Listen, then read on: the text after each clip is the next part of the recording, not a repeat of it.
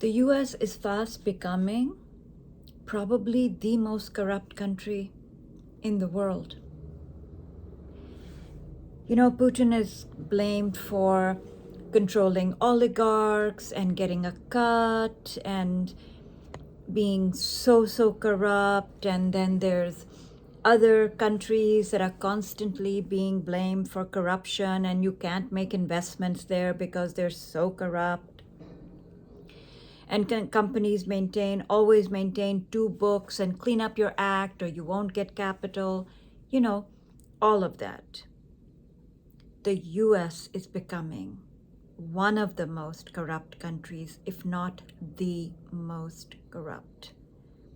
And the corruption is happening right at the top, the very tippy top of the government.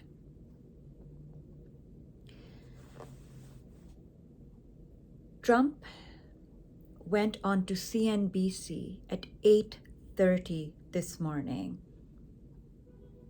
in an effort to juice the market. But because he is so unstable, he will say contradictory things in the same statement. So he's not quite able to juice the market as much as he thinks he can, but he did in any case juice the market. The futures market is all in positive territory because they're expecting negotiators to show up in Islamabad. Whether they're expecting a deal remains to be seen. But Trump has arrived onto CNBC at 8:30 a.m. to talk about the one issue that is affecting the global economy and the markets. More the markets than the global economy, because he really doesn't care about the global economy. He's happy to crash that as long as the market moves. Why? Because somebody or somebodies have insider information, and all the rumors are that family members of Trump are putting on trades based on insider information and 15 to 20 minutes before the market opens. BBC has done an extensive investigation entitled "The Insider Trading Suspicions Looming Over Trump's Presidency." Everybody can Google that, and everybody can make up their own minds. Some of the biggest movements have been in oil trades on the futures market. 9 days into the US-Israel war with Iran, Trump told CBS News in a phone interview that the conflict was very complete, pretty much. 18:29 GMT, oil bets surge. 19:16 GMT, Trump says war is nearly complete. 19:17 GMT, oil prices drop by 25%. The first time the public would have known about the interview was at 15:16 Eastern Time, when the reporter posted about it on X. Oil traders reacted to this news that the conflict could end much sooner than expected by selling oil, with the price plunging by around 25%. However, market data shows a huge surge of bets were placed on the price of oil falling at 18:29 GMT, a full 47 minutes before the reporter's post. The traders who placed those bets will have made millions of dollars from the movement in oil prices. And they go on to show all the pronouncements of Trump and how the trades were made 15 to 20 minutes before the market opens. Yes, America is becoming one of the most corrupt countries. Pete Hegseth's broker was searching for defense stock investments right before the Iran war started. This is the Secretary of Defense. So much corruption is happening that it is absolutely staggering levels of corruption. And betting on the market and shorting oil futures 15 to 20 minutes before Trump's pronouncements is probably what is causing a lot of the windfall for Trump's own family.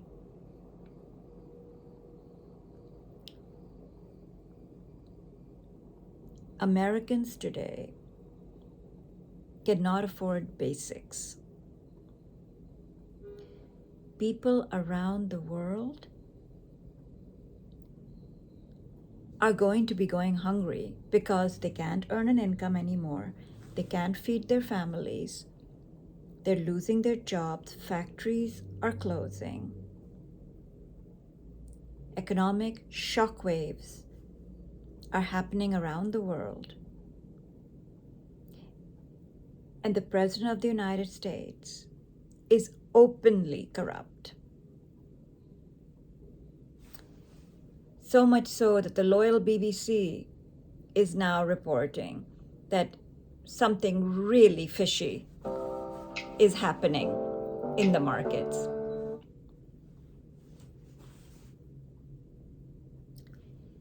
The new nominee for Federal Reserve Chair will be going in front of Congress today for confirmation. Warsh is his name. Trump has described him as out of central casting, whatever that means. He has been hounding Jerome Powell, the current Fed chair, in every which way, including pressing criminal charges against the Fed chair. Because Jerome Powell will not drop interest rates precipitously given where inflation is, given where job creation is, given the indications that have just gotten worse from tariffs, from the big ugly bill, and now the Iran war. This country could head into a stagflation. Stagnant growth and high inflation. So Jerome Powell has been very careful in lowering interest rates. And Trump has gone after him, threatening the independence of the Fed. Not only after him, but he's gone after another Fed board member, charging her with mortgage corruption or whatever. That has also become the standard way of going after your opponents. The Supreme Court isn't buying that, although they've given Trump a pass on so many America-destroying matters, democracy-destroying matters. Here they drew the line.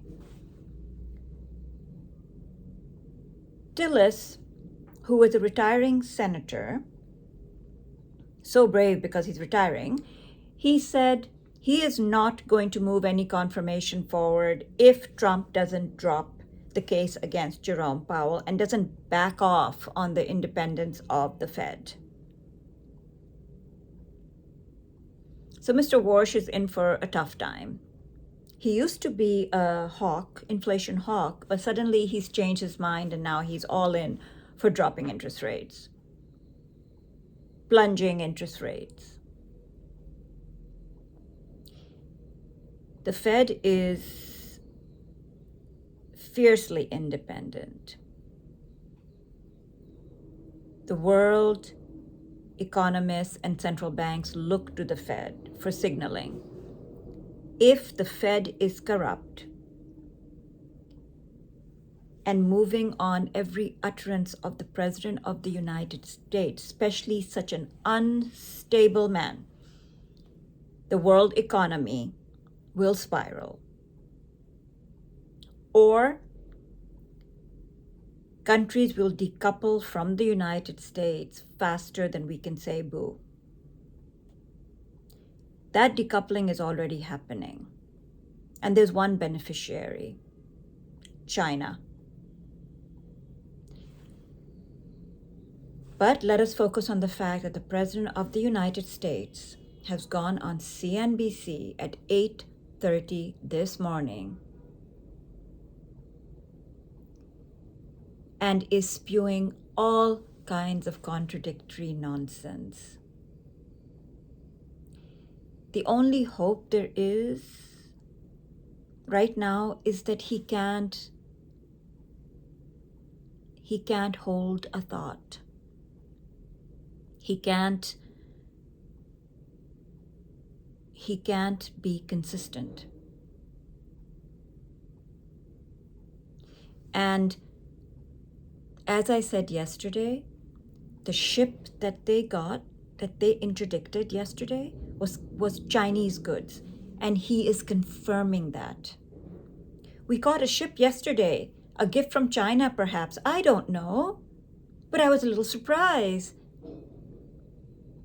China is, as I said, pissed as hell, but also laughing all the way to the bank.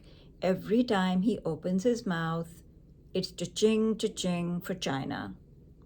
But they will not for very long stand for their ships and their shipments to Iran being interdicted, because that is declaration of war on the high seas against China. So when China actually articulates that, then we have a whole different conflict to worry about. Again, we don't know whether Vance is going, whether the Iranians are going, the Pakistanis are preparing for it, but we don't know. Meanwhile, there is an account called Jesus Frickin' Congress. And this account has turned Trump's BS into a song, which I thought I would end this talk with while we watch what happens in the markets and we watch what happens with the negotiations and whether they're even going to happen. So here it is. With Operation Epic Fury! It's only good if you win. We won in the first hour. Open the fucking string, you crazy bastards, or you'll be living in hell. Just watch! A whole civilization will die tonight, never to be brought back again. I don't know if that should happen, but it probably will. I read it's charging fees to tankers going through the Hormuz Strait. They better not be in, and if they are, they better stop now. The leadership is dead. The Strait of Hormuz will soon be open. Iran decided to fire bullets yesterday in the Strait of Hormuz, a total violation of our ceasefire agreement. No more Mr. Nice Guy! They'll come down fast, they'll come down easy, and if they don't take the deal, it will be my honor to do what has to be done. We're fighting wars we can't take care of. Daycare. Anyone sick of winning yet?